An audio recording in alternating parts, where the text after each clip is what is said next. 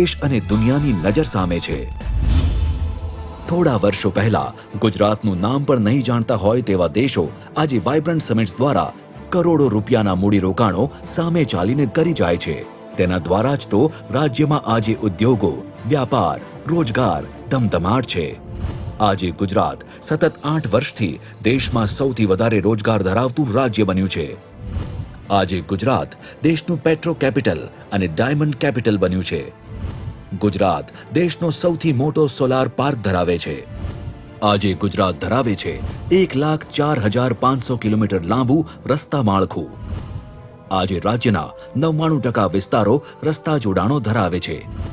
છેક અંતરિયાળ વિસ્તારો સુધી કરવામાં આવ્યા છે 12માસી રસ્તા જોડાણો। રાજ્યમાં 99% મહેસૂલી ગામોનું પાકા રસ્તાથી જોડાણ કરાયું છે।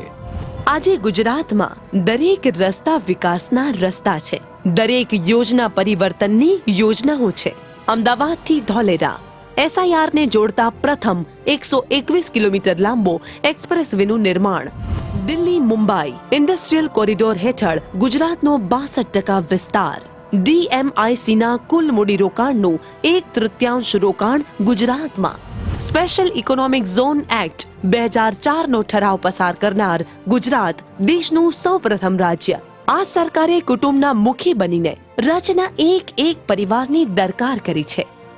યોજનાઓ તો પહેલા પણ હતી, પણ આ વખતે બધી યોજનાઓ પાછળ હતો આપણા દીર્ઘદ્રષ્ટા મુખ્યમંત્રીશ્રીનો એક દ્રષ્ટિકોણ, જેને આવનારા 50 વર્ષોના ગુજરાતની કલ્પના કરી છે અને ત્યાં સુધી આ ગુજરાતને પહોંચાડવાની શરૂઆત કરી છે।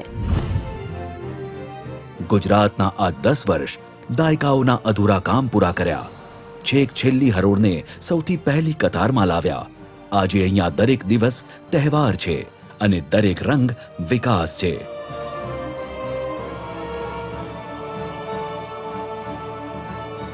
વિકાસ રંગે રંગીના આવધરા ગુજરાત, એકથી અધૂરી સૌથી પૂરી થાય ધરા ગુજરાત, થાય ધરા ગુજરાત। સૌનો સાથ જ સૌનો વિકાસ, વિકાસ, વિકાસ। ગુજરાત શાંતિ, સમૃદ્ધિ અને વિકાસ।